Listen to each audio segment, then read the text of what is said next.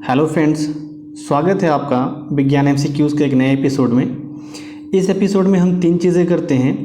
पहला, ये एपिसोड 3 भागों में होता है जो कि है फिज़िक्स, केमिस्ट्री और बायोलॉजी।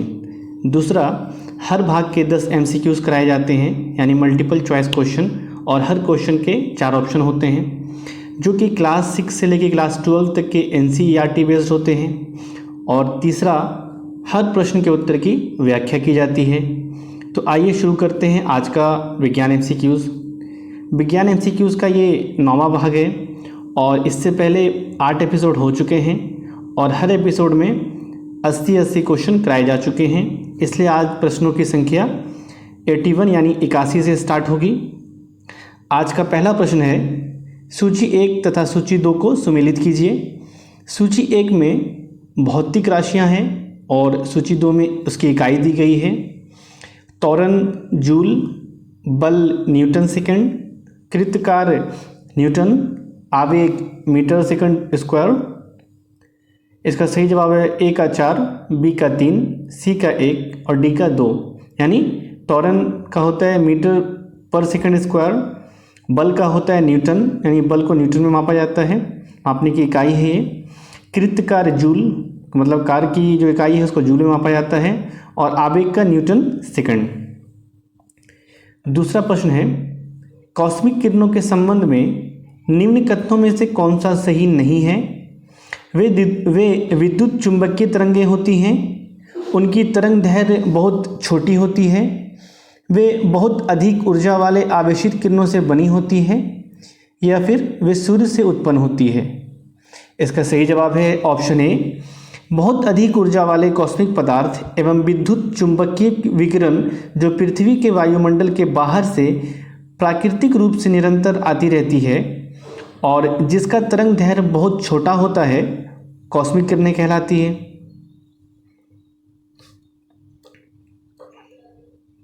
अगला प्रश्न है, सुमेलित कीजिए। सूची 1 को सूची 2 से सुमेलित कीजिए। सूची 1 में आविष्कार है और सूची 2 में वैज्ञानिक का नाम है। रेडियो मार्कोनी, एक्सरे रॉन्टजेन, विद्युत बल्ब एडिसन, या फिर विद्युत मोटर जैकोबी। इसका सही जवाब है ए का 1, बी का 2, सी का 3 और डी का 4। रेडियो मार्कोनी, एक्सरे रॉन्टजेन, विद्युत बल्ब एडिसन और विद्युत मोटर जैकोबी। ये प्रश्न एग्जाम में पूछे जाते हैं कि इन सब चीज़ों का आविष्कार किसने किया, जैसे रेडियो का आविष्कार किसने किया, विद्युत मोटर का आविष्कार किसने किया, एक्सरे का आविष्कार किसने किया। तो ये क्वेश्चन एग्जाम में पूछे जाते हैं। अगला प्रश्न है, बिजली के बल्ब का तंतु यानी फिलामेंट बना होता है लोहे का, टंगस्टन का, क्रोमियम का, या फिर इनमें से कोई नहीं। इसका सही जवाब है ऑप्शन बी, विद्युत बल्ब का आविष्कार सर्वप्रथम एडिसन ने किया था। इसमें टंगस्टन धातु का एक पतला कुंडली नुमा तंतु यानी फिलामेंट लगा होता है। टंगस्टन धातु का प्रयोग इसलिए किया जाता है क्योंकि इसका गलनांक अत्यधिक लगभग 3500 डिग्री सेंटीग्रेड या सेल्सियस होता है। अगला प्रश्न है, लंबाई का न्यूनतम इकाई है माइक्रोम, नैनोमीटर, एंगस्ट्रॉम या फिर फर्मी मीटर। इसका सही जवाब है ऑप्शन डी, लंबाई की न्यूनतम इकाई फर्मी मीटर यानी 10 पे पावर -15 लंबाई मीटर में होती है। 1 माइक्रोन इक्वल टू होता है 10 पे पावर -6, 1 नैनोमीटर इक्वल टू 10 पे पावर -9, 1 एंगस्ट्रॉम इक्वल टू 10 पे पावर -10 और 1 फर्मी मीटर इक्वल टू 10 पे पावर -15 होता है। जब अर्ध चंद्र ग्रहण होता है तो सूर्य, पृथ्वी तथा चंद्र के बीच का कोण क्या होता है? यानी जब आधा चंद्र ग्रहण होता है तो सूर्य, पृथ्वी तथा चंद्र ये तीनों के बीच का कोण क्या होता है? 45 डिग्री, 90 डिग्री, 180 डिग्री या फिर 270 डिग्री। इसका सही जवाब है ऑप्शन बी, अर्ध चंद्र ग्रहण होता है के समय पृथ्वी के संदर्भ में सूर्य और चंद्रमा की स्थिति समकोण यानी 90 डिग्री होती है। सोनार अधिकांश प्रयोग में लाया जाता है सुरंग पता करने में, चिकित्सा में, नाव संचालकों द्वारा, या फिर इनमें से कोई नहीं। इसका सही जवाब ऑप्शन सी, सोनार यानी साउंड नेविगेशन रेंजिंग। यह समुद्र के भीतर छिपी हुई पनडुब्बी अथवा आइसबर्ग यानी बर्फ का गोला की स्थिति ज्ञात करने की युक्ति है अतः यह नौ संचालकों द्वारा अधिकांश प्रयोग में लाया जाता है। अगला प्रश्न है रडार उपयोग में आता है। पहला ऑप्शन है प्रकाश तरंगों द्वारा वस्तुओं का पता लगाने में, ध्वनि तरंगों को परावर्तित कर वस्तुओं का पता लगाने में, रेडियो तरंगों द्वारा वस्तुओं की स्थिति ज्ञात करने में, या फिर वर्षा करने वाले बादलों का पीछा करने में। इसका सही जवाब है ऑप्शन सी। रडार यानी रेडियो डिटेक्शन एंड रेंजिंग, ये इसका फुल फॉर्म है, द्वारा माइक्रोवेव ऊर्जा का संप्रेषण स्पंदों के रूप में एक संश्लेषित रंध्रीय राडार द्वारा किया जाता है। इसकी सहायता से एंटीना तक वापस आने वाली ऊर्जा की शक्ति तथा समय अवरोध की जानकारी प्राप्त की जा सकती है। अगला प्रश्न है सुमेलित कीजिए। सूची 1 को सूची 2 से सुमेलित कीजिए। सूची 1 में भौतिक उपकरण है और सूची 2 में मापक की राशि दी गई है। अमीटर दाब, हाइड्रोमीटर भार, बैरोमीटर धारा, स्प्रिंग तुला सापेक्ष आर्द्रता।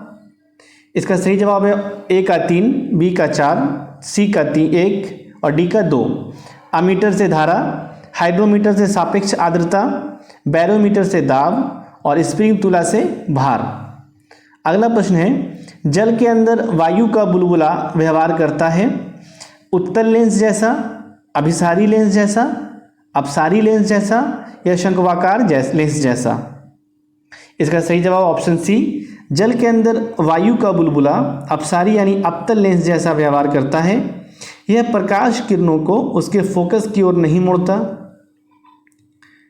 आइए दूसरा भाग देखते हैं जो कि है रसायन विज्ञान यानी केमिस्ट्री। पहला प्रश्न है निम्न में कौन सा एक कथन सत्य है। पहला है न्यूक्लियर रिएक्टर में द्रव सोडियम शील कारक की तरह प्रयुक्त होता है। दूसरा है कैल्शियम कार्बोनेट दंत पेस्ट का एक अवयव है। तीसरा है बोधो मिश्रण में सोडियम सल्फेट एवं चूना होता है। तीसरा है यशद सम्मिश्रणों का प्रयोग दंत पूरक धातु के रूप में किया जाता है। इसका सही जवाब है ऑप्शन ए। तेज ब्रीडर रिएक्टरों में द्रव सोडियम का प्रयोग शीतलक की भांति किया जाता है क्योंकि द्रव सोडियम रिएक्टर से टरबाइन के लिए ऊर्जा प्रदान करता है। अन्य तीनों कथन असत्य है। अगला प्रश्न है निम्न में कौन सा एक कथन सत्य नहीं है। NaCl की मौजूदगी में पेरिस प्लास्टर की दर में वृद्धि होती है। सीमेंट में जिप्सम का योग उसकी स्थापन दर को मंद करने के लिए किया जाता है। सभी क्षारीय मृदा धातु जलयोजित लवण उत्पन्न करते हैं। या फिर बोरियम तथा स्ट्रांशियम प्रकृति में मुक्त रूप में पाए जाते हैं। इनमें से कौन सा कथन सत्य नहीं है। इसका जवाब है ऑप्शन डी। बोरियम तथा स्ट्रांशियम प्रकृति में मुक्त रूप से नहीं पाए जाते हैं। यह आवर्त सारणी के द्वितीय समूह में आते हैं। इस समूह के तत्व बहुत ही क्रियाशील होते हैं। अन्य तीनों कथन सही हैं। अगला प्रश्न है निम्न कथन या कारण पर विचार कीजिए करें। कथन है असंतृप्त वसा संतृप्त वसा की तुलना में अधिक अभिक्रियाशील होते हैं। कारण है असंतृप्त वसाओं की संरचना में केवल एक आबंध होता है। ऑप्शन है कथन और कारण दोनों सही है और कथन की सही व्याख्या कारण है। दूसरा है कथन और कारण दोनों सही है किंतु कथन की सही व्याख्या कारण नहीं है। तीसरा है कथन सही है किंतु कारण गलत है। और आखिरी है कथन गलत है किंतु कारण सही है। इसका सही जवाब है ऑप्शन सी। चूंकि असंतृप्त वसा संतृप्त वसाओं की तुलना में अधिक अभिक्रियाशील होते हैं अतः कथन सही है, परंतु असंतृप्त वसाओं की संरचना में एक से अधिक आबंध होते हैं अतः कारण सही नहीं है। यानी इसका सही जवाब है ऑप्शन सी। अगला प्रश्न है निम्न में से कौन सा एक कथन सही नहीं है। पहला है किसी जलीय विलयन का क्वथनांक शुद्ध जल के क्वथनांक से अधिक होता है। किसी विलयन में विलयों के योग से इसका जल विभव बढ़ जाता है।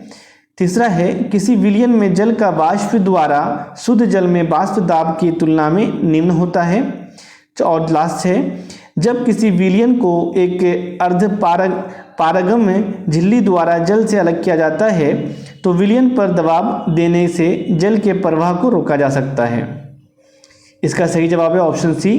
किसी विलयन में जल का वाष्प दाब शुद्ध जल के वाष्प दाब की तुलना में निम्न होता है। ये कथन असत्य है, अन्य तीनों कथन सत्य हैं। अगला प्रश्न है, निम्नलिखित में से कौन सा तत्व लोहे के साथ मिश्रित होने पर इस्पात बनता है जो उच्च ताप का प्रतिरोध करता है और जिसमें उच्च कठोरता तथा अपघर्षण यानी एब्रेजन या प्रतिरोधकता यानी रेसिस्टेंस होती है? एल्यूमिनियम, क्रोमियम, निकेल या फिर टंगस्टन? इसका सही जवाब है ऑप्शन बी। लोहे में लगभग 12% क्रोमियम मिश्रित करने पर जो इस्पात बनता है वह उच्च ताप का प्रतिरोध कर सकता है। क्रोमियम लोहे का कठोर अपघर्षक तथा प्रतिरोधक बनाता है। अगला प्रश्न है, परमाणु नाभिक के अवयव हैं। ऑप्शन है इलेक्ट्रॉन और प्रोटॉन, इलेक्ट्रॉन और न्यूट्रॉन, प्रोटॉन और न्यूट्रॉन या इनमें से कोई नहीं? इसका सही जवाब है ऑप्शन सी। परमाणु नाभिक में न्यूट्रॉन और प्रोटॉन है। इलेक्ट्रॉन नाभिक के बाहरी कक्षा में स्थित होता है, यानी नाभिक के अंदर जो रहता है उसको क्या बोलते हैं? ये क्वेश्चन एग्जाम में पूछे जाते हैं।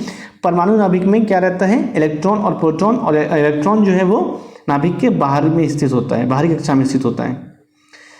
अगला प्रश्न है, रेडियोधर्मी पदार्थ उत्सर्जित करता है अल्फा किरणें, बीटा किरणें, गामा किरणें या उपरोक्त सभी? इसका सही जवाब है ऑप्शन डी। रेडियोधर्मी पदार्थ से अल्फा, बीटा तथा गामा किरणें उत्सर्जित होती हैं जिससे उनके परमाणु भार एवं परमाणु क्रमांक बदल जाते हैं। अगला सवाल है, जल की अस्थायी कठोरता का कारण है कैल्शियम कार्बोनेट, कैल्शियम तथा मैग्नीशियम के क्लोराइड एवं सल्फेट, सोडियम तथा पोटेशियम या इनमें से कोई नहीं? इसका सही जवाब है ऑप्शन बी। कठोर पानी वह पानी है जो साबुन लगाने पर झाग उत्पन्न नहीं करता है। मृदु जल शुद्ध एवं स्वच्छ है और साबुन के साथ झाग देता है। जल की अस्थायी कठोरता का प्रमुख कारण कैल्शियम तथा मैग्नीशियम के क्लोराइड और सल्फेट हैं। अगला प्रश्न है, निम्न में सबसे भारी धातु है तांबा, यूरेनियम, एल्यूमिनियम या इनमें से कोई नहीं? इसका सही जवाब है ऑप्शन बी। यूरेनियम सबसे भारी धातु है। इसकी परमाणु संख्या 92 एवं परमाणु भार 238.08 होता है। यानी यूरेनियम इन सभी ऑप्शंस में सबसे भारी धातु कौन है? इन सभी ऑप्शन में सबसे भारी धातु यूरेनियम है। अगला प्रश्न है, प्रकाशीय सजावट तथा विज्ञापन के लिए विसर्जन नालिकाओं में प्रयुक्त होने वाली गैस है कार्बन डाइऑक्साइड, अमोनिया, SO2 या फिर नियॉन?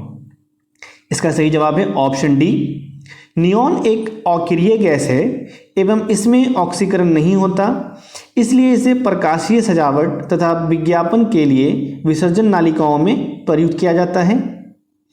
आइए देखते हैं तीसरा भाग जो कि है जीव विज्ञान यानी बायोलॉजी। पहला प्रश्न है, निम्नलिखित हार्मोनों में से किसमें आयोडीन है?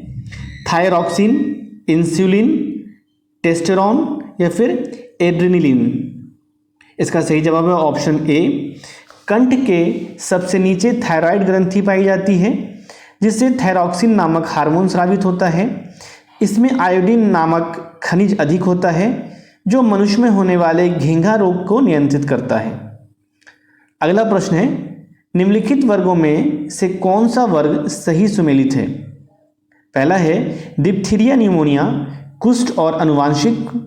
दूसरा है वर्णांधता, हीमोफीलिया और दात्र कोशिका अवरक्तता, लिंग सहलंग। तीसरा है एड्स, सिफिलिस और सुजाक, जीवाणुजन्य। चौथा है पोलियो, जापानी बी मस्तिष्क शोध तथा और प्लेग, विषाणुजन्य। इसका सही जवाब ऑप्शन बी। रंजकहीनता एक अप्रभावी जीन द्वारा होता है जो अमीनो अम्ल टायरोसिन को मेलानिन में बदलने की अभिक्रिया की श्रृंखला द्वारा रोकती है। हीमोफीलिया लिंग सहलंघन अप्रभावी जीन द्वारा होता है जिससे एक दोषपूर्ण प्रोटीन का संश्लेषण होता है जो रक्त अस्कंदन के लिए आवश्यक है।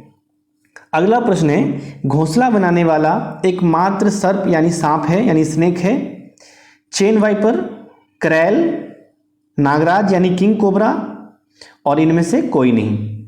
इसका सही जवाब है ऑप्शन सी, किंग कोबरा, जिसे नागराज के नाम से भी जाना जाता है। पक्षियों की तरह पेड़ों पर घोंसला बनाकर रहता है। यह अत्यधिक विषैली प्रजाति है। इसके विष का प्रभाव तंत्रिका तंत्र पर होता है। अगला प्रश्न है, निम्नलिखित में से कौन सी कला परिवर्तनशील भ्रूण की शुष्कन से रक्षा करती है? पहला है उल्व यानी एग्नियन, अपरापोशिका, कोरियन या फिर योगसैक।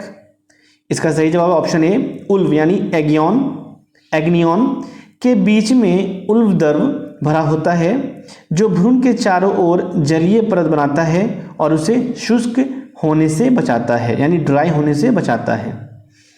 अगला प्रश्न है, निम्नलिखित में से कौन से तत्व सभी प्रोटीनों में विद्यमान होते हैं? कार्बन, हाइड्रोजन, ऑक्सीजन या फिर नाइट्रोजन। इसका सही जवाब है ऑप्शन डी, प्रोटीन में कार्बन, हाइड्रोजन, ऑक्सीजन, नाइट्रोजन की मात्रा होती है।